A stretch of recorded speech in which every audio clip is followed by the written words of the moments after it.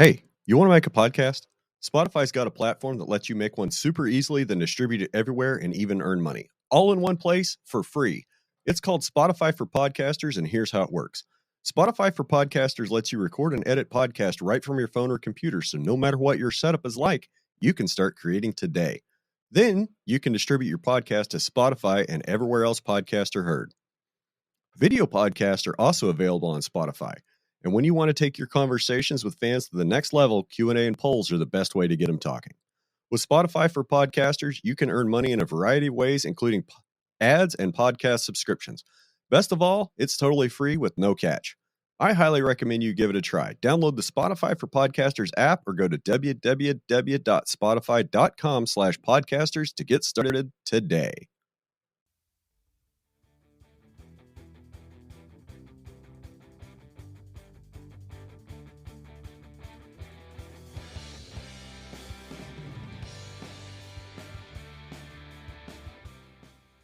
Hey gang, Red Hills Rancher here, back with another weekly episode of Ranching Reboot. Today's guest is a gentleman I've known for quite a while.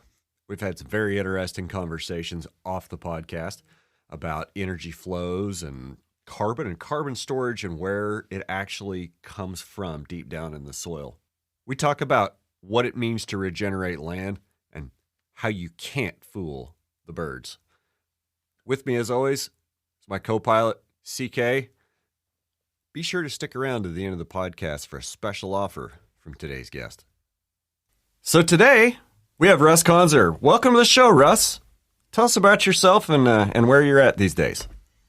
Hey, Brian. Hey, CK. Hey. Well, I'm in Houston, so it's springtime, unlike a couple months ago when it felt like I was in Montana when Texas was Polar freezing. vortex, yeah. Whatever that thing was, we're still recovering from it. But yeah, still, rolling down the same road I've been rolling down with wearing multiple hats like many people in the regenerative ag industry, president of the Grassfed Exchange. And so that takes some time, but I'm an entrepreneur in the space myself here with Blue Nest Beef, trying to close that gap between the regenerative producers and consumers nationwide, and kind of making the right thing, the easy thing, right? Bring in high quality beef that's doing good things for the world, conveniently to doorsteps. So click online, box magically shows up at your door, and you get great beef. So yeah, that's probably 90% of my focus is being the entrepreneur now. It's like all other entrepreneurs, trying to make it all work and make the systems work and tell the story and all that kind of good stuff. So before we dive into Blue Nest, which I definitely want to talk about, can I hear some more about your history with energy companies and work in that sector? Yeah. So sorry, because I know, Brian, you know some of that stuff already, so Right. I skipped past it. But my own journey into this space is somewhat unusual, I guess, in that I tell people I spent 30 years taking dead carbon out of the ground, and now I'm going to spend the next 30 putting living carbon back into it. No, that's awesome. Yeah. And I'm an engineer originally by training, grew up in the Midwest. I was a child of the 70s, where the issue with energy wasn't climate change and carbon. It was not waiting in gas lines and having your house cold. Then the issue was, how are we going to have enough of it? That was my passion. Loved science and engineering. Chose to go into energy, petroleum, oil, and natural gas all around the world. And what became relevant in a strange kind of way later was my very, very specific specialty in those early days was the instrumentation, models, sampling, all that kind of stuff for counting carbon in the deep earth. So I was literally the guy that would show up when we drilled a well and run all the tests and say, we got oil or we don't got oil. But then, after kind of doing some traditional production and management stuff, helped create a technology venturing business for Shell, which I just found wonderful at this intersection of entrepreneurship, technology, and business. and ended up staying the second half of the 30-year career roughly doing that, leading Shell's Angel Stage Breakthrough Energy Investment Group. And through that, we had invested anything you can imagine in energy and many things you can't. I was involved in investing the science and technology associated with that kind of stuff, including carbon sequestration. So I became immediately intrigued because we had invested in some really, really novel ideas for carbon sequestration, none of which looked terribly compelling. And I happened to be at TED there in 2013 when Alan Savory gave his famous talk about changing how we manage grasslands could sequester carbon. And, you know, I kind of filed it as a bookmark, and through totally serendipitous means, it came back on the radar a couple of weeks later when someone introduced me to Peter Bick, which similarly become intrigued. So many of the listeners here will know who that is. And Carbon Cowboys. Carbon Cowboys, yep, filmmaker. So, and I went looking for data to support this idea of carbon accumulation in soil. And I tell people that I can really, it was kind of like a JFK moment for me. I can remember where I was, what I was doing, where I was sitting when I opened up a spreadsheet from Christine Jones, who many soil folks will know from Australia. Yep. And the quantity and distribution of organic matter in the soil sample data that she had sent to me was identical to what we called source rocks in oil and gas. That's where carbon comes from in the oil and gas comes from in the deep earth, because the sediments were buried millions of years ago and then buried and cooked under pressure, temperature, and time. So wait a minute. You're saying that cow poop builds soil carbon, and in a couple 100 million years, soil carbon becomes oil? Yeah, except for it's not the cow poop really per se. You know, what we now know in terms of soil science is it's that the magic is the microbiology. You know, the soil carbon under regenerative ranches, Christine really coined that term, the liquid carbon pathway, turns out to be important. I think for a long time, we really didn't understand or appreciate, you know, is it the decomposing plant litter? Is it the cow poop? What is it? And the magic is it's the carbon that's coming out through the roots of the plant into the soil that creates the basis of the primary basis of carbon accumulation in the soil. And the perennial carbon pump.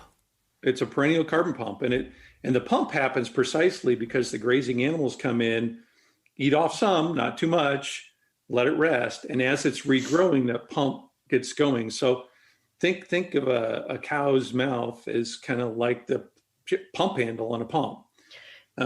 It's literally pulling CO2 out of the air as it goes through that regrowth cycle every time. So, yeah, I mean, that was kind of a profound moment for me. At the time, I had already decided I was going to retire from Shell and go work with energy entrepreneurs to try to solve the other part of the emissions part of the energy equation that I just felt like the entrepreneurial world was going to do a better job of, and have some more exciting things to do out there than in the big corporate side. But in the process, I kept one foot still in this kind of soil carbon world, started meeting all these wonderful ranchers and farmers. And I tell people it started to remind me of what renewable energy looked like about 30 years ago, where like 30 years ago, there were no wind turbines in Texas. There were no, or Iowa or anything like that. And the only person who had a solar panel was your crazy Uncle Harry who wanted to live off the grid in Idaho, right? Yeah. And then Do you feel personally attacked, CK? Okay, my husband's from Idaho, Russ. So 100%. No, his family are like, they are preppers. They have a freeze dryer. So 100% we own it. It's okay. 30 years ago, solar energy on the roof. Am I right there? Or yeah, come to our house. If you doomsday, we'll be prepped. We're ready. Yeah, no, which is awesome, right? So the people that do that, to take that pioneering lead are so fundamentally important. So crazy Uncle Harry ought to deserve the credit for getting that kind of stuff started. But in order for it to actually make a difference, it's got to scale, right? So how do we scale it? And this is where entrepreneurs and commercial business people come in. They try to figure out, how do we make this go big, right? So it was the entrepreneurs that came in and said, how do we turn this into, something that can make financial returns? There's a famous founder of one of the early solar companies by the name of Jigger Shaw. And he said, I can get if I'm really good at fundraising, I might be able to attract $1 billion of philanthropic money to solve a big problem that helps the planet. But if I can make that idea make money, I can attract $1 trillion of capital. And to me, it applies here as well to this other half of the carbon equation. If we can make regenerative farming economically attractive for all the participants in that cycle, that's how we're going to regenerate landscape. Not because somebody in Washington passes a law that says you must, farm regeneratively, or you can't do X. You can't legislate our way into this, in my view. Legislation may be important, it may follow, there may be incentives, there may be all kinds of stuff, but I really think it's farmers and people trying to figure out how to market farm products. They're going to make regenerative agriculture work. So there you go. That's that's kind of the backstory on this stuff, and then later down the road, my own story, became an entrepreneur myself here in the space along with other folks. So it kind of has that effect on people, sucking you in once you see the possibilities, right? Yep. They're gravity, not suction, gravity. Yeah, and for what it's worth, I'll save people the boredom here, but I, as an energy guy, I tell people I'm just still in the energy business. I'm just in the biological absolutely. energy business. So, yeah. Can I ask too? Sure. How do you answer the question when people say, we don't want to enable the polluters to keep polluting?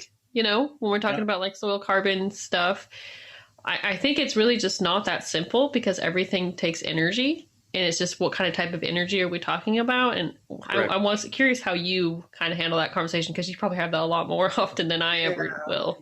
And it's a long conversation. Usually involves a glass of wine. Yeah. Love it. Well, everybody likes sound bites these days, and everybody wants everything to be black and white. Shortened. Yeah. Short and sweet, right? I don't know. We're having pretty good luck with 90-minute podcasts. So yeah, awesome. Just dive into it, man. Yeah, no, well, happy to follow up with stuff. The dirty little secret of the climate challenge that we face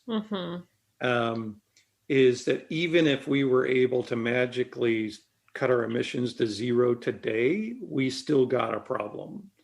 That there's an imbalance of carbon in the atmosphere. See, there's one of the things that people like to say is, CO2 is a pollutant. It's not true at all.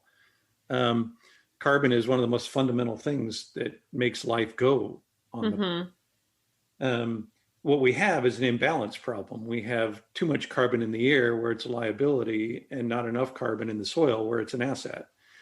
And even some of our language in this space is a problem, because the word sequestration implies that we want to take carbon, lock it up in a vault, and hide it away from causing harm. It's not what we're doing with regenerative farming at all. We're taking carbon and we're putting it back to work as a part of the living cycle of life in the soil. So it's kind of like money being invested in a new economy that's carbon driven, instead of money sitting over here as a toxic representation of imbalance. So what I tell people, CK, therefore, is we need to simultaneously reduce emissions as fast as we can, and we need to accelerate the uptake of carbon that's already in the air as fast as we can. So we have to do both.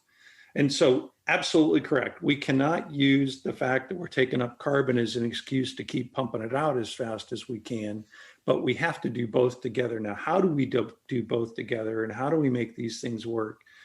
It's going to take a lot of learning and experimenting, including with, not only on the farm, but through the whole business cycle of stuff. So, it's one of these things where there's a simple solution, which just says,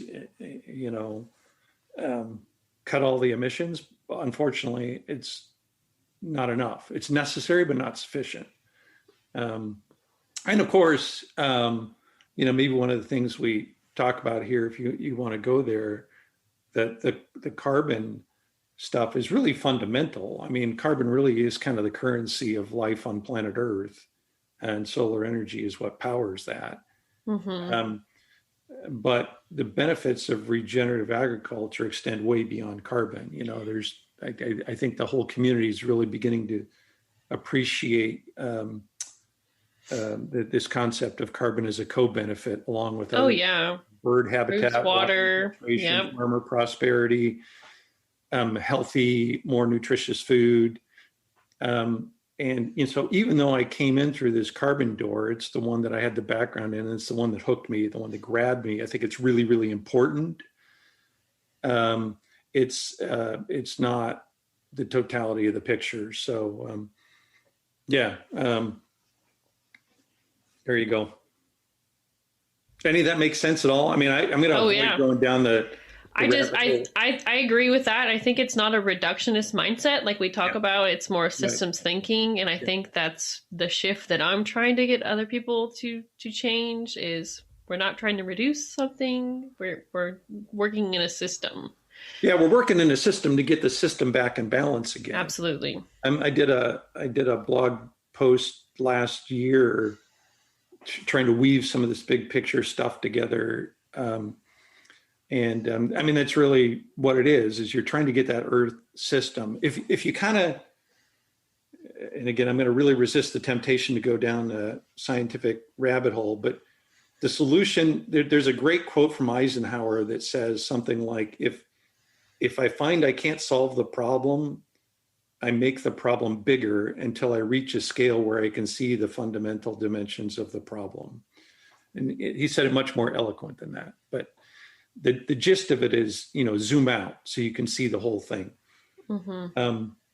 With regenerative agriculture, if I zoom all the way out to the outer edge of the Earth's atmosphere and I look at planet Earth and all the life that sits inside of it, what I see is a system that has this overwhelmingly abundant flow of energy coming from the sun, a nuclear reactor billions of miles away, right? And the role of life on Earth is to capture as much of that solar energy as possible. And that's what plant life does. And then the rest of life on Earth, which is you and me and microbes and all the other stuff, is cycling that energy over and over again. Effectively, what we're doing is dissipating that incoming solar energy. And when I did a factoid early on in my Grassfed exchange thing, when I wrote a blog, I like to pull out little things. And I kind of added up how much U.S. cropland was barren for how much of the year when it could have been growing a cover crop or something else. And I added up how much energy might have been caught in the plant material of that cover crop or anything else that was could have been growing at the time. And I was surprised to find that the amount of solar energy that doesn't get captured by a growing plant on bare soil during off seasons on farmland is about exactly the same as the total amount of energy we produce from coal, oil, and natural gas every year combined in this country. So it's just massive energy waste. Those are big, scary numbers. It's a scary number. So the fact that something isn't growing when it ought to be growing, and of course you can look at satellite photos. Anytime you fly over, like I was flying to Idaho this weekend, and I was like, I cringe now because now I understand it a little better. And I'm like, oh, look at all this bare soil. It's like being nude. Like it's like cover soil. It's naked earth. It's exactly what it is. And yet you can see that along the edges, we got better and better at plowing fence line to fence line, right? But there's still fence lines. There's still creeks. You can see that where we haven't thrown in a corn or soybean field, that there is life growing.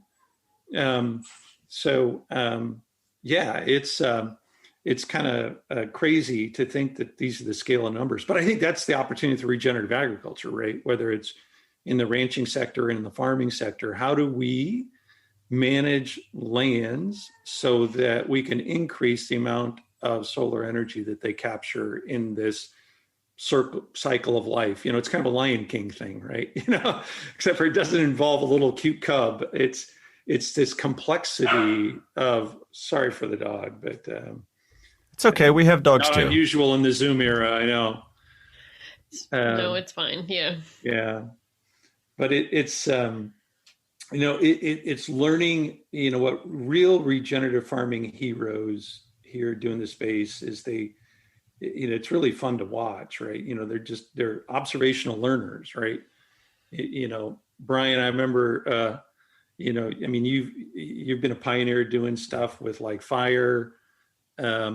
And I think last year before, you started seeing some beavers show back up on your property again, right? Oh, they've been there about 5-6 years. Okay, I just really started kind of telling people about them last year. And I think you start paying attention to them too, right? And it's like, what role do they serve? What important things? And I think this is the thing that's really cool with the people out on the landscape is they go from following a set of instructions they got from their local land grant extension office, and they start to watch that cycle again, and they're constantly asking themselves, what can I do to help that cycle flow better? So it's pretty cool. And yet, the things I get most involved with are still the science and technology side and the commercial delivery side. In my romantic world, maybe someday I'll be a farmer, but probably stick to the things I'm best at, I guess.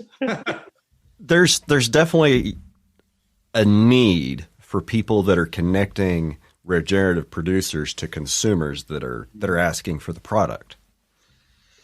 Yeah, I think that's a key missing link. It's one of these things where we have to figure out how to scale, right? I really wish we would evolve to a world where every consumer knew their farmer personally, knew their kids. That would be nice. And there will be some of that. But I think the majority of Americans will go to their grocery store or order a box online or whatever. And we have to, I think the challenge of the next year of regenerative agriculture is figuring out how do we bring those things together? How do we scale in a way that still allows those consumers and farmers that do care about and want to form those intimate relationships to thrive and work. But if we don't figure out how to, back to the renewable energy thing, the language we used 20 years ago was how do we reach what we called grid parity. Grid parity was the margin where coal energy and natural gas energy trades for electricity in the market. We passed that in about 2012, 13 now. So that's why coal plants in Texas continue to be shut down because they're just not economically competitive anymore. And I think what we have to do with regenerative agriculture here on the meat side, at least, is reach feedlot parity in the long run. And we're only going to do that if we figure out how to scale some of these systems. Now, that doesn't really mean like we have to have mega ranches everywhere. It's not like create the pasture equivalent of CAFOs everywhere, but we do have to build systems that can aggregate supply, process that supply, package that supply, market that supply. And the quality from the producer has to also be consistent.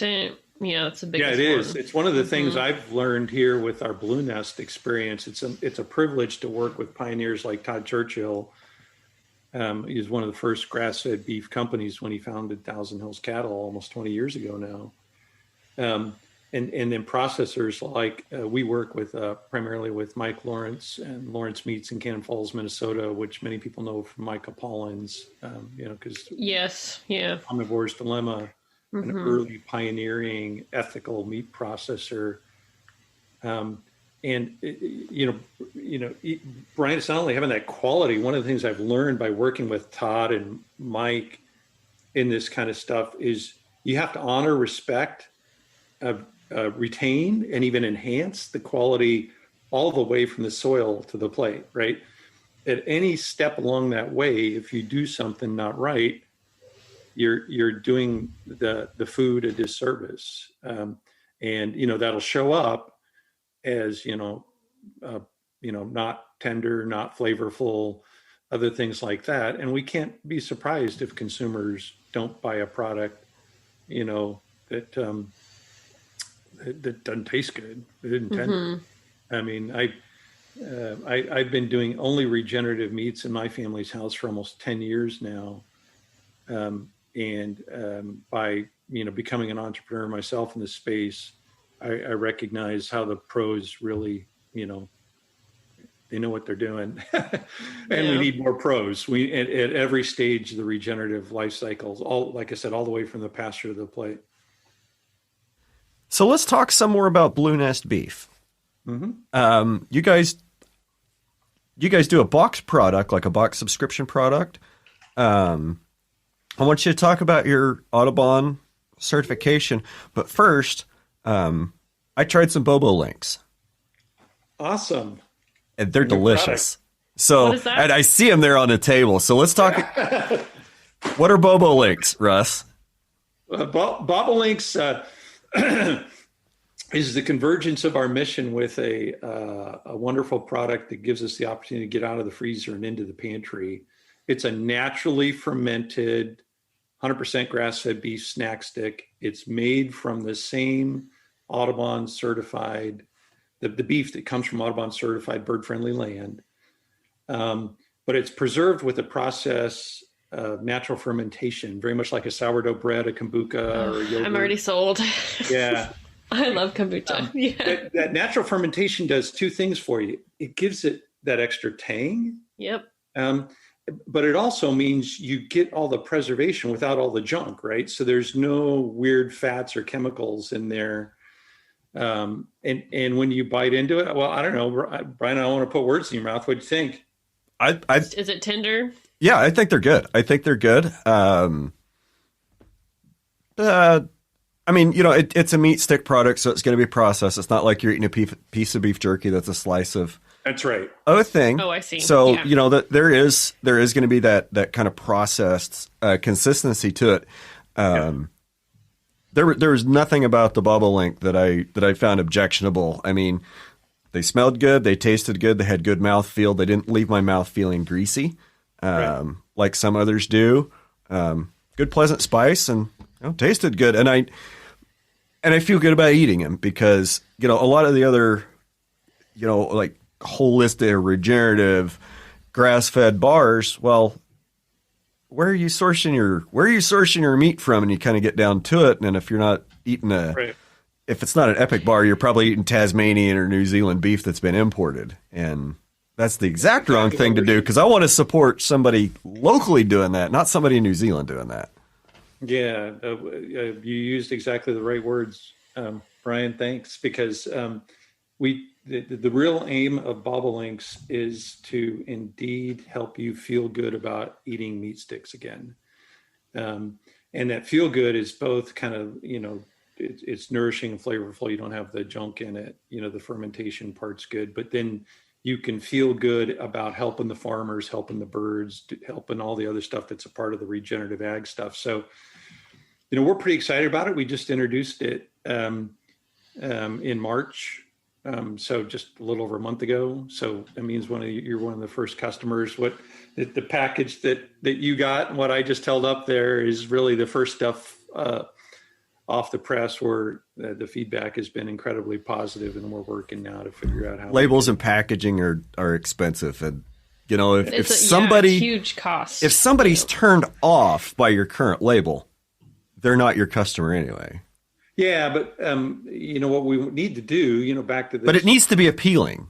Yeah, exactly. It needs to be eye-catching to somebody that isn't already looking for that product. You need a package that tells a story. We maybe here's where I connect in the broader Blue Nest beef thing. The whole idea behind Blue Nest beef, because all this stuff, carbon, water, all this regenerative is a multisyllabic word, right? It's complicated, right?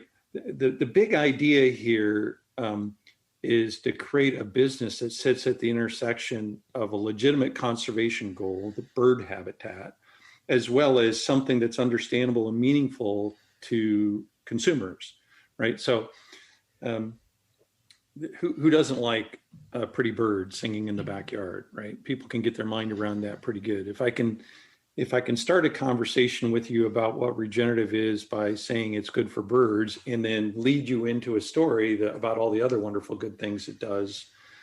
The hypothesis of the business is that's a potentially viable pathway into the consumer mindset with regeneration story.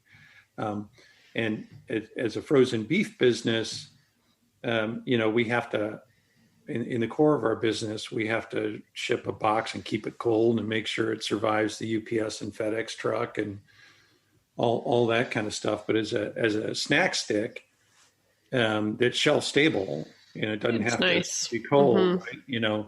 Now I can start shipping in mail pouches, and we may someday, get into bricks and mortar retail. We can touch consumers at a much lower price point and give them an even easier bridge into this regenerative story. That's kind of the strategic logic behind the Bobolinks thing. Now, the name is because many people won't know this if you're not a birder, but the bobolink is one of the more endangered grassland birds. So I don't know if any of them stop in Kansas at your place, Brian, on the way up. But I don't know. I think they're a little more eastern, a little more northern typically from you. They'll migrate through potentially here literally in the next couple of weeks. But they start their breeding generally kind of Nebraska, Iowa, and parts, up into Minnesota and southern Canada. But they winter down in South America. Birds are so darned amazing. I've always kind of been kind of this, just like most Americans, birds are pretty, that's really cool. But one of the things that getting into this business has done for me is like, no, birds are freaking amazing. They really are. These little tiny birds will, fly all the way to the other end of the earth because that's what they're wired to do and come back again. And what's especially important and true in the regenerative context is, I can fool the auditor. I can comply with all kinds of rules for regeneration. But if you're grazing in a way where the birds are coming back to your land, you're grazing in a way that's good. Birds are like the most objective judge. I'd say all life really. If you want to know what pasture's regenerative, go out there and see how many grasshoppers, dragonflies, butterflies, and birds. Right. Biodiversity. Biodiversity is your best index. I think birds are really handy for us humans because they're big enough to see, and we appreciate looking at them. So, I mean, that's really the thing we're shooting for here is trying to, the entrepreneur in me is always thinking, how do we take this thing that's really complicated? And I'll sit down and talk science with folks any day. But what I really need is American consumers, because they really are the missing link. I don't know what you guys think, but I think on the supply side, just, this was coming up on, it was almost exactly 8 years ago when I stumbled into this space. I think the regenerative producer side continues to grow strongly. But what we need is, what we call more thoughtful leaders, people who give a damn, people who think about where their food comes from. Organic was kind of it was a really important intermediate trend. It was about farming in a way that, people thought it was doing less bad for the environment, and it might have been, but what they're really buying is something that didn't have toxins in it for them. Right. But the dirty little secret of farmers, of course, is that some industrial organic operations can be just as disastrous as. It's really bad. Yeah. It could be really bad. Right. And then we can start talking about soil erosion and. Well, it's, they have a lot of rules. And so if they only listen to the rules and everything else, they do whatever they want.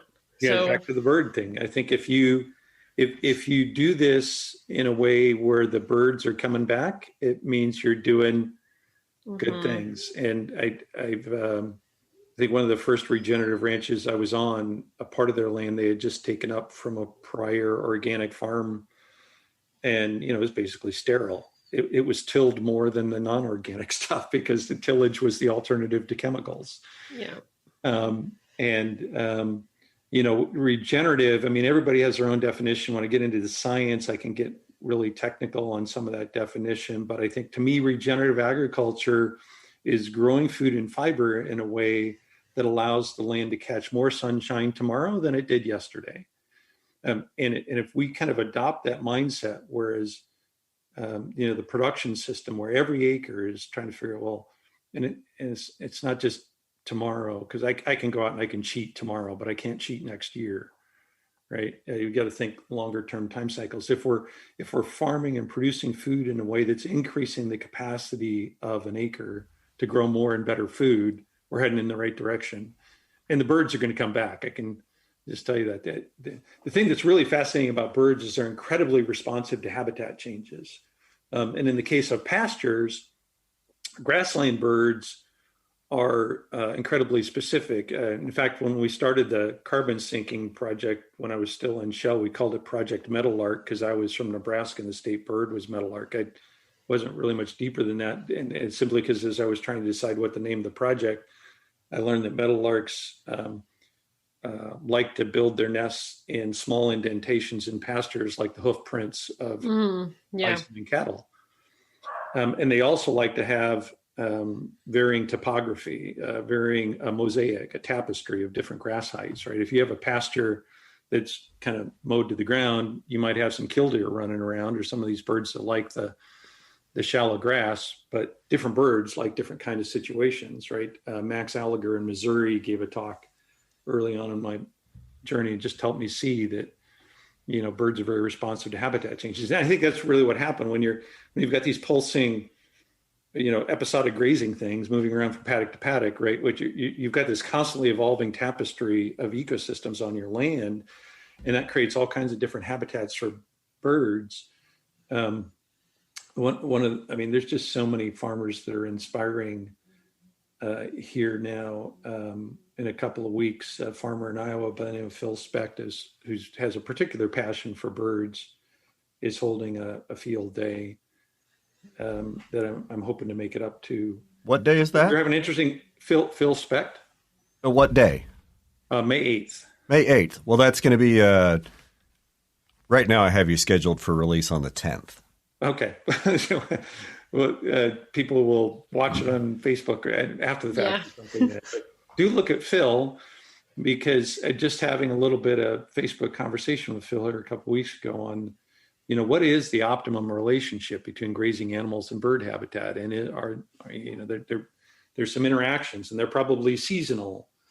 What you're doing during breeding season, when in his case, the bobolinks show up on his farm, which is why he's holding it on May 8th, kind of right about that time. But how do you graze? And you can go to conferences, you can watch YouTube videos, but I think you can learn a lot by watching the animals and how they're interacting with your landscape as well. And birds are just incredibly adaptive. And look, grassland birds, we've lost about 53% in the last 50 years. I like to remind people that Rachel Carson, we're talking, so we're recording this on Earth Day. And Rachel Carson is famous for inspiring the first Earth Day by Silent Spring, right? Silent Spring, the book, right? And getting people to realize the hazards of DDT. Well, so we got rid of DDT, but we came up with other chemicals. We just went to something that was slightly less bad. Yeah, and the real problem, DDT to me was as much a symptom as a cause, right? It's the linear industrial mindset that says I'm going to manage, control, conquer the natural system instead of working with it. And so I think, when I can say, hey, we've lost 50% of grassland bird populations in North America after the first Earth Day started, after Rachel Carson wrote Silent Spring, we may not have solved that problem, right? And then we get some species like bobolinks are down about 61% in the last 50 years. So they're a little bit worse than average for other grassland birds. So, and yet we see that when we change grazing management strategies, the birds come back pretty quickly. Brian, I don't know what your story is on biodiversity beyond lesser prairie chickens and kit foxes. Okay, yeah. So that's where we got. That's what I've seen is lessers, and enough lessers that there were it was either a swift fox or a kit fox. I mean, there's no way to tell unless you take one apart. You get your hands on it and take it apart, and we're right on the line for habitat for both. Mm-hmm. So it could have been either, but what's that kind of fox eat? Well, it likes to eat a lot of grassland birds. Mm-hmm. Okay, so we're talking about birds and bird-friendly habitat, and here I am bragging about having foxes. Well, that is something to brag about because that means that there's a healthy enough bird population to support predators. Exactly. Yep. And, so the birds kind of come and go. I mean, lessers, they move leks around all the time. I may not have them today. I may have them next week. Mm-hmm. Then they may leave. Mm-hmm. That's okay. I'm just going to keep maintaining the habitat and doing the best job I can. If you build it, they will come. That's what's happened with beavers. Yeah, I think that's right. And then the beavers build habitat too. The beavers build habitat for other species that come in and help habitat. That's exactly right. So, I mean, we're still early in this journey, but I think animals and habitat is one possible pathway where consumers can feel like they're participating in doing something good, right? There's been things, other efforts to connect biodiversity and habitat to consumer products. Now, I think it's hard to maintain the integrity of those things. It's one of the things I really, really respect. I think National Audubon Society has created a really good protocol. It's practical and understandable. It's not based on a bunch of rules that you can meet the letter but fail the intent.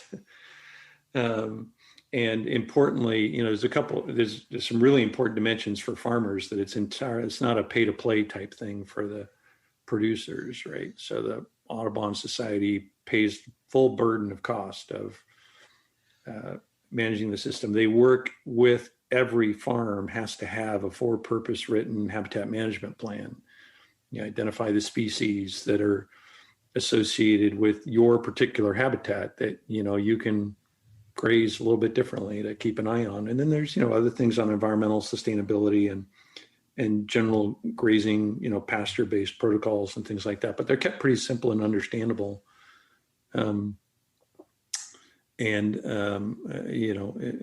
Hopefully, practical and useful for farmers, and meaningful to consumers. And it's certainly why we chose to go that way. There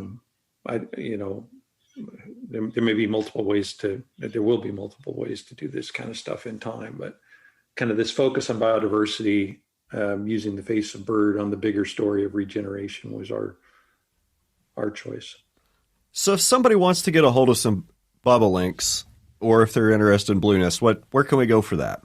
Just go to bluenestbeef.com. Okay, great. And now, the $1 million question is, if a producer is out there that wants to get involved with Audubon and be certified bird friendly, where do you start? Probably the best place to start, frankly, is directly with the National Audubon Society folks, because the first step is to get certified. You have to be certified to be eligible. And then having quality genetics and performance on those genetics becomes important if you want to sell your product through Blue Nest. But you don't have to sell your product through Blue Nest. We're one of many market partners with the National Audubon Society. Even if you're not selling a fully finished animal product, I mean, it's not just for finished animals, right? I mean, you can have your farm and ranch certified just as a producer. But yeah, every state has a designated coordinator. So here, Texas, Oklahoma is Thomas Schrader. He's based in Austin. It's Schroeder. Sorry, I mispronounced the German pronunciation sometimes. But every state, has a coordinator. But you can go to audubon.org/ranching and find out more about the protocols and how to locate the ranching coordinator in your state. I think the current number is actually only 13 states. It's basically Montana and the Dakotas down into Texas. The easternmost state for the moment is Missouri, but I think with support from a recent USDA grant, the program is going to be expanding into 2 or 3 more states here fairly soon. I do hope that one day in the not too distant future, Audubon will be certifying ranchers in all states. But because it takes quite a time and resource commitment from Audubon, it's not something you can just sign up for everywhere. They have to have staff that can work the program. And so they've started where the grassland birds are most important, and that's the former prairies and Great Plains of North America, right? So Montana, North and South Dakota, Wyoming, Colorado, Nebraska, Kansas, Oklahoma, Texas, Missouri, New Mexico are definitely, they've got California in there now, Nevada. I think there's a real effort to step it up in California lately, a lot of interest from multiple directions. Can't recall some of the other boundaries. We're currently at Blue Nest. There's about 3.5 million acres now in the Audubon program. We've purchased beef from land constituting about 200,000 of those acres. So there's way more acres outside of our supply chain. We feel really good about what we're doing, but we've got, there's 650 million acres of pasture land in the United States. There's a long, long way to go yet to help, move that along. And what we hope to do with the Blue Nest thing is if we can get consumers engaged in this story to pay a premium price for a premium product that is truly premium, then we can pay the ranchers more, right? And that's how we're going to get more acres in this program, not because we guilt a bunch of ranchers into doing something or regulate a bunch of ranchers into doing something. No, I want, we show up at the farm gate with a bigger check for a higher quality product that is genuinely higher quality and is also doing good things for the world, because that's a part of our brand and what we're doing. It's our foray into the space to, try to make a difference here with what I call better beef with a bigger purpose. So. I think it's well thought out and genius, honestly, Russ. I think, like I said, they taste great. Yeah. Yeah. And that's where we started, even with our frozen beef business. And this was Todd's genius, frankly. And I only came to appreciate it after time here was, it's not only high quality forage in the pasture that's built on high quality soil that's getting healthier. It's how you process every step of the way. It's how we have a proprietary wet aging process that Todd developed over the years that I think really adds a lot to the beef itself as well. And if you want to compete in the marketplace and be, the truly delightful steak that people want to go for and pay the premium price for, you got to do the whole thing right. Yes. Mm-hmm. It's not as simple as just saying I put my cows behind the fence, and especially if it's premium product, you're going to have a certain consumer that's buying that, and they want those things. Yeah. And I think, over time, like I said, I hope that we can scale this up and build all the business systems and production systems that help us reach what I called feedlot parity. But, let's start with what we can do. HD TVs started out as a luxury item, and now they're much more common. Electric cars are now on course to kind of take over the market. And they started as a fancy toy for movie stars, venture capitalists, and fighter pilots, right? And now, I routinely see electric vehicles on the streets of Houston here where I live. So I don't see them a whole lot. You probably don't get too many of them in Wichita. No, but you, during Grassfed Exchange in California, Brian, got to rent I rented a Tesla. I rented a Model 3 when I was out. I remember that. So you had access. Oh, right? It's phenomenal car. Exactly. I'm just waiting for somebody to build a truck that'll replace my diesel work truck and can do the work that my diesel work truck does all day. I mean, haul bales, feed cows, go through the pasture, haul calves to town, haul feed home. It's got to do it. I haven't seen one yet.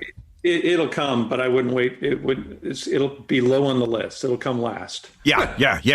Yeah, the actual truck that would do some real work and benefit real people is going to be built last because they're going to build the shiny thing that everybody's going to want to buy shiny first. thing for the suburban thing. And I mean, of course, Elon Musk gets all the attention with that thing that looks like a stealth fighter. Yep. But, other people are doing interesting things. What I think will come before the farm truck is the recreational outdoors truck, right? It's a four-wheel off-road weekender type truck. A company called Rivian that I'm pretty intrigued with is doing some really creative things with their electric truck. So all these things are, entrepreneurs solving problems, right? They're all great examples. How do I take something and package it and produce it and sell it in a way that works in the market to get that product out there? And not static, right? I mean, I wish our beef were cheaper today, but it's not. And I'm going to start with the high quality premium stuff as I work my way there. And I'm going to work with thoughtful leaders, and sometimes you find those in strange and unusual places. And one of the things I've learned here in the Blue Nest journey is, honestly, I'd rather work with a thoughtful flexitarian who cares about their food than someone who just wants a cheap hamburger. Yeah. Because I can have a conversation with someone who's being thoughtful, someone who just says, the heck with it, I'll take cheap at any price. I just want the cheapest option. Yeah. And I hope that someday it's the cheapest option, and exactly. Energetically it can be. We've done some modeling that suggests that there's a real opportunity to go there. That's not where we're at today. So right. I'm glad you bring that up though, because that's something that I think about all the time. Is you think about low income communities and how they purchase their beef or even just meats in general, and they buy the cheap stuff that probably isn't good for them. And we talk about people who, the reason that they get into regenerative is because they had health issues, like either a thyroid condition or some kind of gastric issue. Yep. And they found out when they are on more of a holistic diet and eating regenerative beef, that has solved that for them. And I'm like, wow, how do we get this to these people who cannot afford to do that? Because I almost think of it as like an elitist way to eat, which I know that's not true. Yeah. But like my family, they were when they see what I pay for my beef, they're like, you're crazy. Like if they really, if I told them. Yeah. Yeah. But I tell people, it's a classic pay me now or pay me later. Exactly. And so that's what I say. I said, I'm in this for the long run. Yeah. Yeah. I was one of those, quasi sickly kids. I knew my Walgreens pharmacist by name when I was 5 years old. Okay. But I'm proud to say I haven't taken a prescription drug in more than 10 years now. Wow. And there's nothing but regenerative meat in my freezer. My question marks in this house are the broccoli and Brussels sprouts, and I don't eat any of that processed carb crap either, right? Honestly, if I could get people eating meat first and get them off that processed carb stuff first, then we can start fixing diabetes, and then we can move them on to the better regenerative meat. And I'm sure y'all are familiar with the work of Fred Provenza. A lot of people in grass-fed meat, early on they get caught up in omega-3s, and then it's conjugated linoleic acids. And, I personally think the evidence is even more important on some of the fat-soluble vitamins. But Fred, I think what he's really doing for us is helping us appreciate that what we eat is a whole lot more than a few ingredients we can put on a label. Yeah. There's just so much in there that, maybe by the time our grandkids are phytochemicals and terpenes and nano compounds that we don't even have names for. Oh, I know. Right.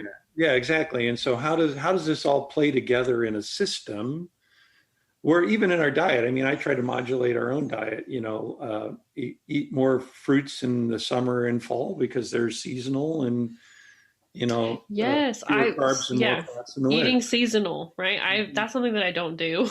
Yeah, admit. I think it's a part of the system as well, right? And I mean, I just think we have so much to learn. But back to your thing, CK, right? How do we build a system? You mean I shouldn't be eating strawberries in December? No. No, it's potatoes, right? Maybe Thanksgiving is still okay.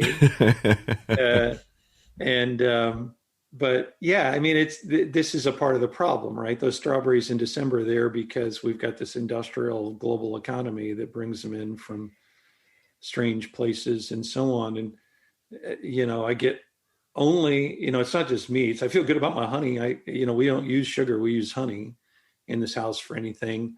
And I'm sure you guys know Jonathan Cobb, one of my fellow Grassfed. Yeah, I love him. Yeah.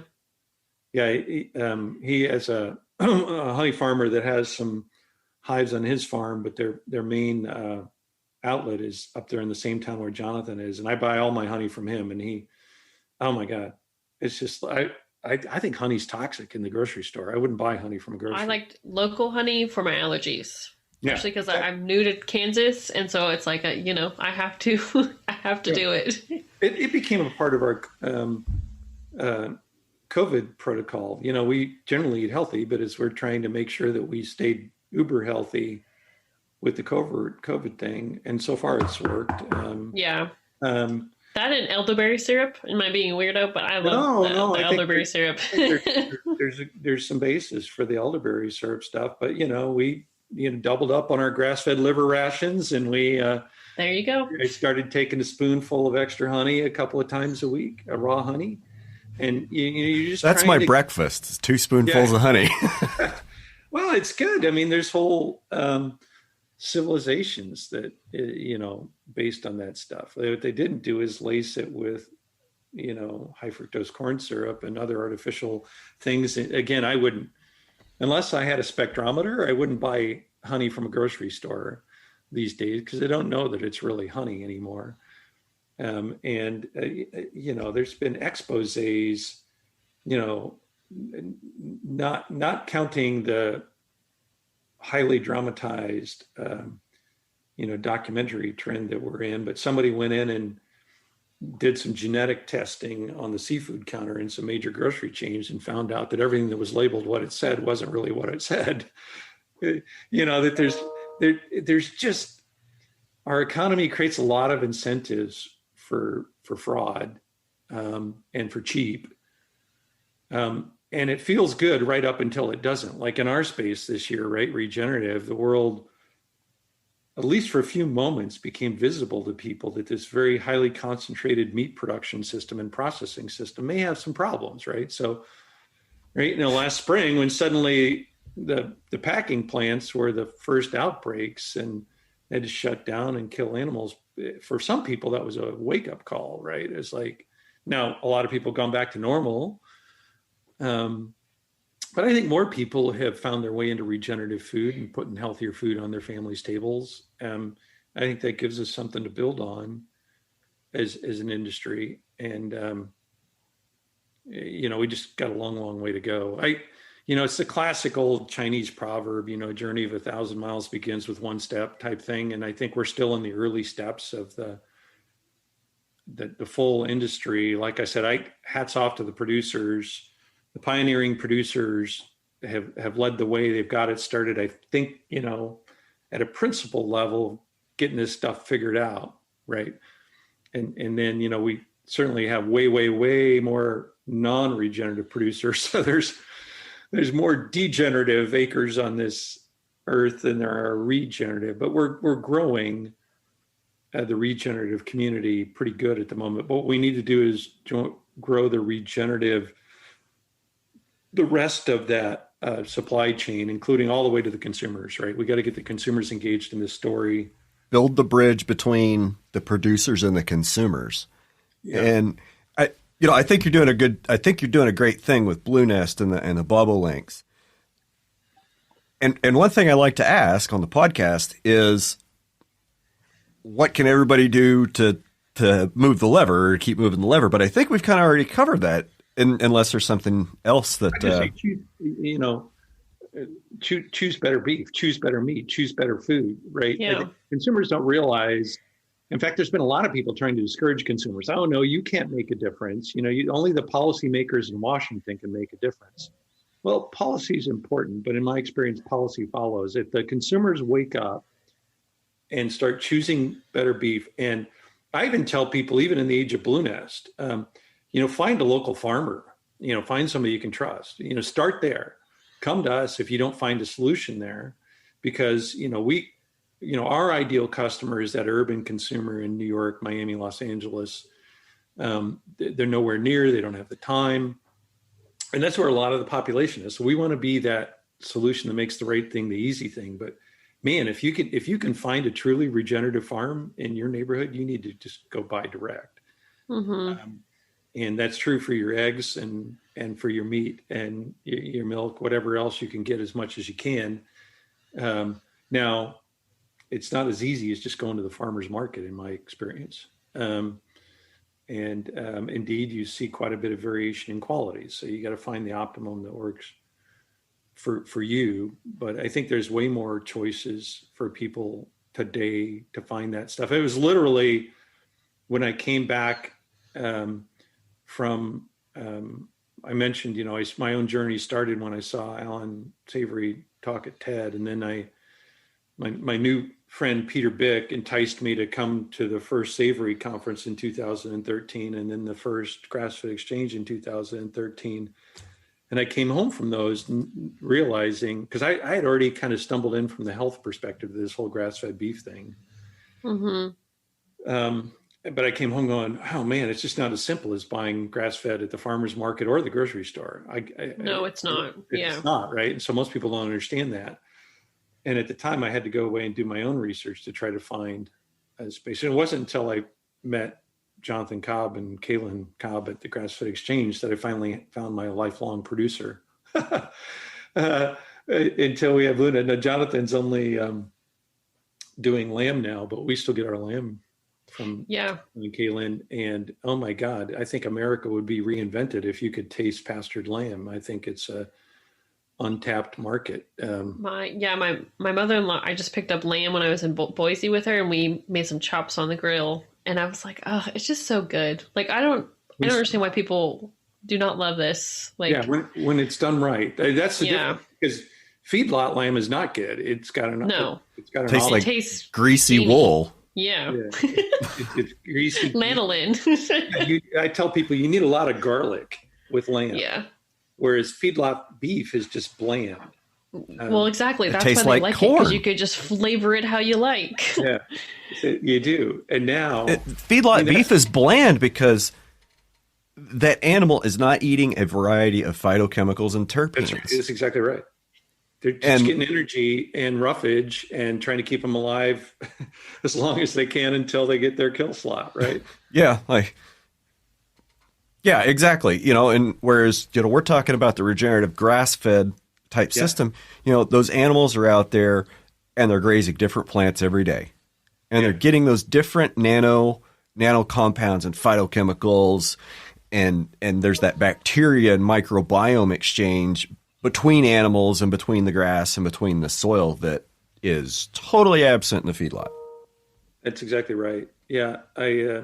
And again, it's a part of that mystery and magic. It's knowable, but it's not known. I mean, I think with science, the stuff that Fred's doing with this Dr. Stephen Van Vliet at Duke that you guys may have seen a little bit on, where they're getting in and profiling some of the true complexity of the chemical complexity of biochemical complexity of the food. And again, it's just, it's almost laughable that we try to describe food with a couple of, protein, carbs, fat, and a couple of key things and think that we've got the whole picture, right? So, and, Fred, what he learned by all his observational research working with sheep and goats, mostly, as I'm sure you guys know, was that, they're not distracted by what they read in the New York Times as to what's supposed to be healthy for them. They've got this really finely tuned, because it's evolved, mechanism between flavor and health that they can connect the dots and eat what's good for them, eat what they need when they need it. Right. It's like ability to self-medicate is just mind-blowing, right? With animals.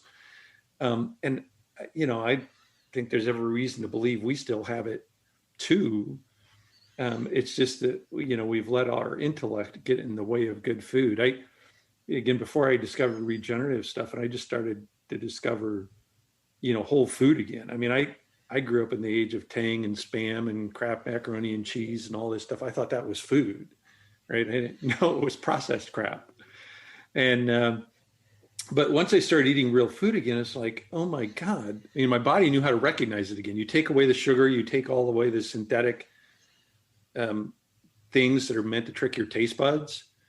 And you really, your body goes, oh, that's what healthy feels like. Yeah, right. Like this is what it feels like to have energy in the morning. Exactly. Oh, up until I discovered whole food, the only difference in my life was that around age 30, I went from drinking full-on Mountain Dew to drinking diet Mountain Dew. But I was, if you would have caught me at work in the business, I was never a coffee guy. But man, I'd be pounding those things down all day long. It was like energy drinks before energy drinks, right? Mm-hmm. Brian will remember them. I was a consumer of Diet Mountain Dew in mass quantities. I've never drank regular soda. I've never liked the taste. Like, oh, really? Yeah, like the scum it leaves on your teeth. So I've always drank diet soda. Yeah. But I'm proud to say I haven't had soda in 2 weeks. Wow. I'm not doing so good on the sugar. I had cookies last night, so don't judge me. But anything in there, I can't think that I've had a soda in 10 years now, and I don't really. Oh, you're better than us. I love Dr. Pepper. I just love Dr. Pepper. Oh yeah, Dr. Pepper was the other thing that here in Texas, it's a big deal. I limit myself to one a day. Like if I have soda, just one. What I found, it might be a big one, like 32, but just one. Well, here I drink tea all day long. And I have tea, chamomile tea is my go-to. Chamomile's my bedtime tea. But I have my little array in the pantry. And so tea's awesome, but I just make tea all day and I enjoy it. I think once you eliminate all that synthetic stuff in your diet, as an intellectual, I overthink things. It's just kind of who I am. That's okay. Same. Me too. You're in good company. Yeah. From an intellectual perspective, I kind of just say, okay, I'm just not going to eat any of the crap stuff. So whatever I'm going to eat is going to be the good stuff. And then I'm going to let my body tell me what it wants. I'm probably not as good at listening to my body as, somebody who's really good at it. But I find that, it's much, much, much easier once you kind of eliminate the crap to find your way to the good stuff and find your way to health. So we have to relearn how to eat. Our bodies have to relearn what food is. Yeah, it's kind of by unlearning, what we thought we knew, right? And that's tough for a lot of people. And but once you do it, there's no going back, right? It's really hard. Now, I can't say the same thing, by the way, that just so you don't think I'm some sort of saint. Had some ice cream the other week, right? So so there's nothing. It's everything in moderation, even moderation. For everything in moderation. Everything in variation. If you take away my moose tracks, we're gonna riot. Oh, those are so good. Yeah. you try to take away my moose tracks, and we're gonna scrap. Like, but promise you that. Yeah. No. So this is one of the things I like about the regenerative movement as a whole. Is it's got a visionary element to it, but it's got a pragmatic element to it, right? It's not like you don't get to be holier and now because you follow some set of rule books. You get better because you try to, observe and watch and interact with your land and interact with your body and all these other things. So the goal is not some false sense of perfection. It's progress. Exactly. It's a journey. Soil health is not a destination. It is a journey. Yeah. Well, like I said, even with the carbon stuff, I do worry that we think it's a destination. We think that soil health is all about stock and it's carbon. We're going to put it in a number and we're going to get paid for it. And I would love to find viable, sustainable, legitimate, authentic ways that farmers can earn extra revenue for the genuinely good services they're providing for the world. Right. Bird habitat or carbon or water infiltration. But I think I worry, like a lot of people, that done poorly, it opens up doorways for crooks and corruption and other things like that. So it's an area where we all have to walk tenderly together and learn on how this stuff's gonna work. But I couldn't be more convinced. Back to that thing I mentioned that I've mentioned before about, in order to see kind of the big picture, you kind of zoom all the way out to the edge of the atmosphere. Once you've seen that, regenerative agriculture is as certain to be true as an apple falling from a tree. It's like gravity. It's anchored in the first principles about how the planet works, if you understand it right. It is inevitable. It is inevitable in some Absolutely. way. In fact, even a broader way to say it would be, if we don't figure out how to participate in nature's ecosystems that make this planet healthier, nature will select us out of the system. Yes. Yes. Just like it has every other species. Now, it may not happen to you or me or even our grandchildren, but it will happen, because that is the fundamental force that's driving the system, is, again, how to increase the planet's ability to capture the incoming solar energy. And our choice, in my view, is we either help it happen or we go away. Yep. In time, one way or another, by some path. And maybe we're replaced by artificial robots that are solar powered that do it better than we could. I don't know. But somebody's still got to mine all the things to build the robot, and somebody's got to build the robot. Yeah, the robots can build the mines and the robots and so on. But at the end of the day, what I tell you is that the energy, as an energy guy, the energy is only coming from one of two places: the sunshine that's coming in, or the mass that's already here. And the mass that's already here gets pretty complicated. It's kind of handy to have the mass part of the energy thing, which means nuclear, billions of miles away from us, and all we get is the radiation that comes from that, Right. But not not all the bad radiation. but not the bad radiation, right? And the Earth has evolved in a way, right, that it has even the atmospheric constituency that moderates that for life on Earth. So, in my view, our choice as a civilization in time is how to shift from an economy that's been driven primarily based on stored sunshine from millions of years ago to an economy that works in harmony with concurrent sunshine that is flowing in every day.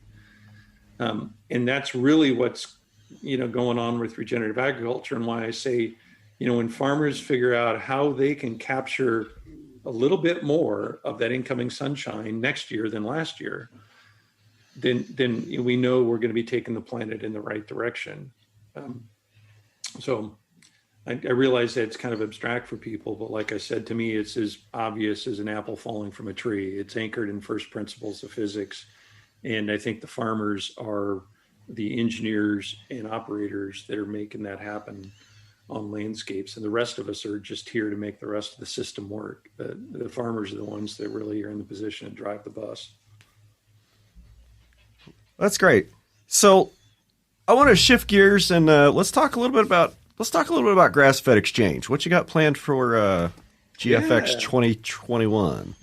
Well, 2021, we're still all virtual. There was a point where we'd hoped to pull off the physical conference again this year, but we gave up on that last fall. The next physical conference will be May 18th through the 20th of 2022, so over a year from now. And we will be back in Fort Worth, Texas, at the place where it's supposed to be. I'm so excited. Yeah. It's the Will Rogers Coliseum, which is, the iconic home of the Fort Worth Livestock Show and Rodeo. Yes. And of course, Fort Worth is one of the original cow towns. And it's just so exciting to be there, where we can get together. It's kind of in the center of the country where people can come from anywhere, drive, fly. They even have a train that goes from the airport right to the hotel. Yeah, it's so close. Yeah. It's really convenient now that, so we're very excited. We just decided our theme for the conference here a couple of weeks ago, Rooted in Wisdom. Oh, I love that. And so we're very excited we're now starting to build that agenda of speakers that will allow us to explore what's relevant in that topic. We've already got farm tours set up that pretty much remain in place from what we the last time in 2020 and had to put it all on hold. So but it's a venue that's pretty unique. It's going to allow us the biggest we've ever been able to do a grass-fed exchange and keep the sense of community. We don't want to do a conference where you sit in an auditorium and look at the back of the head of someone in front of you. Yeah. We want to do a conference where people can look at each other, talk to each other, learn from each other. And the Will Rogers Coliseum gives us a venue where we can have enough space to have about 700 people in the main hall, which is, like in Santa Rosa, we had about 500 was the most we could fit, and that was pretty tight. But we'll have livestock exhibitions. We got a really big exhibit hall where we're trying to cook up some ideas for different kinds of demonstrations we're going to do. We're going to have a live butchery demonstration to help farmers see how they can. I love that. Field dressing. Do some things differently with butchery to meet consumer needs. All pretty darned excited. And meanwhile, we're kind of doing some interim things. We, like many people, we decided that the thing we missed about the conference, honestly, wasn't the PowerPoint presentations. It was the opportunity to just have conversations with folks in the hallways. So we started here in the fall with a series we call the Hallway Conversations. And no scripts, no PowerPoints, just a couple of people getting together, hosting a Zoom call like we're doing now. And then, having other people chime in and ask questions via chat and, talk for about an hour and then get back to work. So that was almost our original concept for it this. It kind of was. And then we just got to the point where CK and I were like, let's just do a podcast. I was like, do we do office hours? Like, do we just, but that sounded like too, like back in college type deal. Yeah. And they were like, podcasts. Let's just do a podcast. It is easier to do live, but in the age of Zoom, it's easier. I mean, fire up Zoom, you port it over to Facebook Live, and if people want to watch on Facebook, they can, and then it's automatically recorded for people to come back and watch later on Facebook. Yes.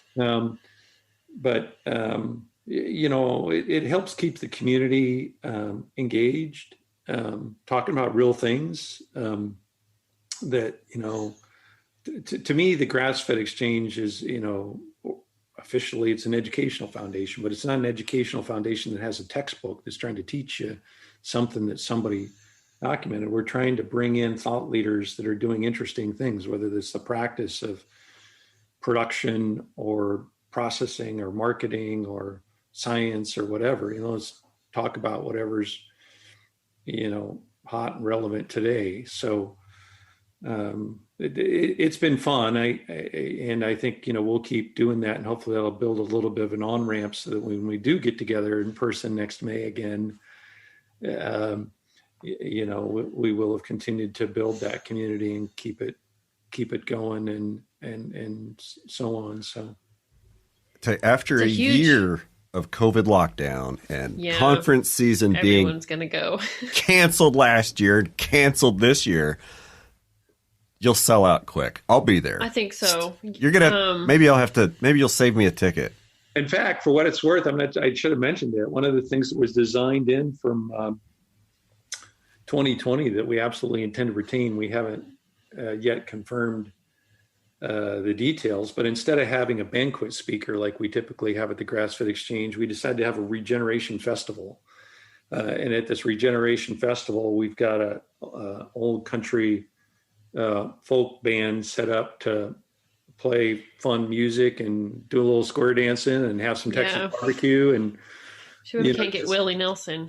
Yeah, if we can get Willie to come, that'd be pretty awesome. Right, because he has a regenerative place, so he does. Yeah. Let me ping him for you guys. Yeah, is he a pasture map customer? We're trying to get him on, so Willie, if you hear this, I'll give it to you for free. If he needs somebody to come consult and help him set up and learn how to use it, CK and I can, we'd be happy to come out and do on-site consulting, right? Yep, and then we'll get him on Grassfed Exchange. He'll love I love it. Oh, it's awesome. I mean, as you guys know, the Grassfed Exchange community is so awesome. It's made up of giving, caring people from all around the country and all around the world now, really. Mm-hmm. And it's just so awesome to watch, young people that are getting started or old people that want to change, be able to talk and just compare notes with, people that might be iconic people in one way or another, and just, learn. And, even the sense of humility in the community, where it's not at all uncommon to talk to people, even, have people talking on the main stage. I tried this and it didn't work. It went badly. It's a warts and all type community. And that's why it's such a wonderful learning community that it's just honest people trying to do better, not, sell you a bag of goods of some kind. So it's awesome. So yeah, we're excited. We'll keep the hallway conversation thing going, but I'm glad to hear you think we'll sell out quickly, because I think so too. And it's also huge. Like, I remember when Pastor Matt was involved in the California one, just because we were from San Francisco, It was so much work we helped you with. So if you guys need support from us again, let us know, because I don't think everyone realizes how much work it takes to pull that off. Yeah. So absolutely true. And in Fort Worth, we've got some, easier things to work with. Just it helps to be in a big city, logistics wise, and so on. So even getting people back and forth and around to airports and things like that, and food was complicated. I remember helping get the sandwiches ready to go out on the tours. Right, you're working. Well, we've got a caterer set up that when we sat down and started working out details with them and talked about our size, we're tiny compared to what they normally. It's a destination, right? So not to say Sonoma's not, but I think Fort Worth is. It's a different kind of destination, right? Yeah. So, I think we're going to be in really good hands overall here, and indeed, it's going to be a hell of a dance when we were able to pull that off and get people back together again. So. May 18th through the 20th next year. Well, I'm looking forward to it. I'm writing that down. Yeah. May 18 to 20. Yeah. So Russ, I really appreciate the time. Have we left anything on the table today that you want to tell us about? My brain is fried. Typically all the time. No, I mean, we're. But it is after 5 on a Thursday. Yeah.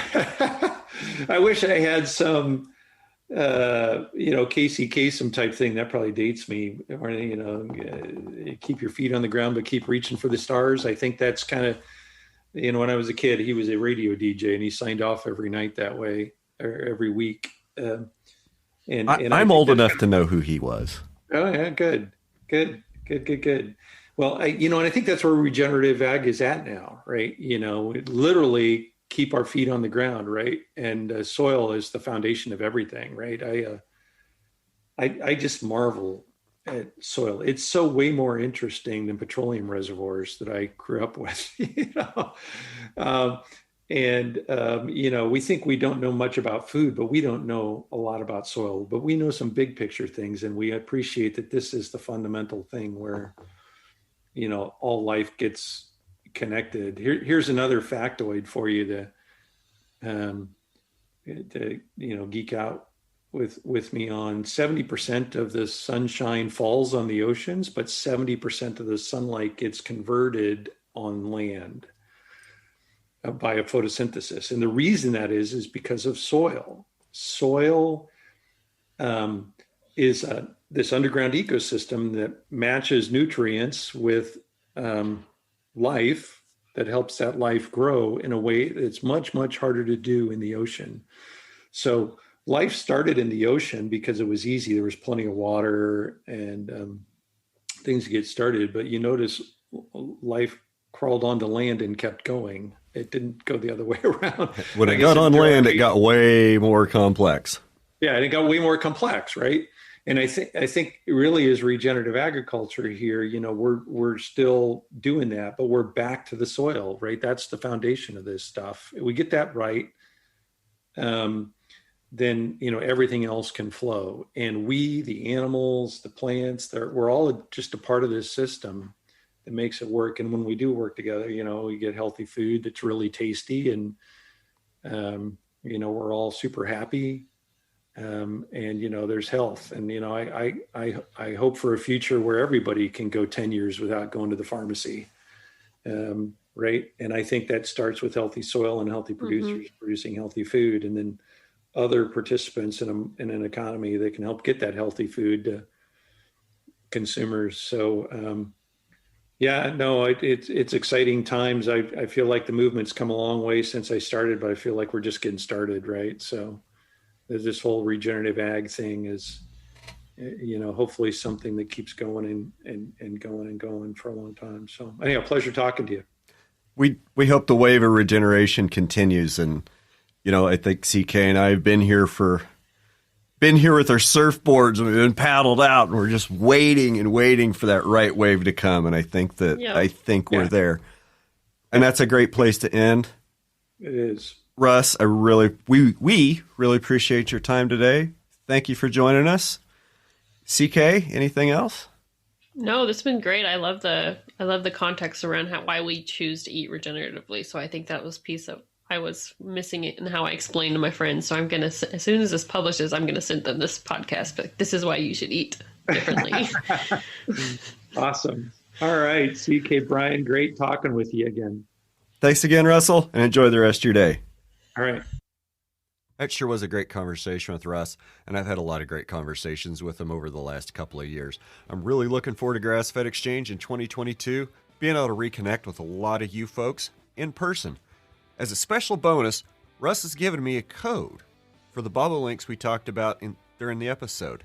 That's Bobo Reboot, so B-O-B-O Reboot, for I think it's 10% off your first order of Bobo links for Blue Nest Beef. So be sure to go check those out. Use the code so they know where you heard it. And as always, guys, we'll be back next Monday with another episode of Ranching Reboot, trying to bring you guys great content on schedule. Give us a like, follow, share, subscribe. Listen to us on your favorite podcast platform, and make sure you tell our friends about us. And with that, I'm out of here. Red Hills Rancher, out.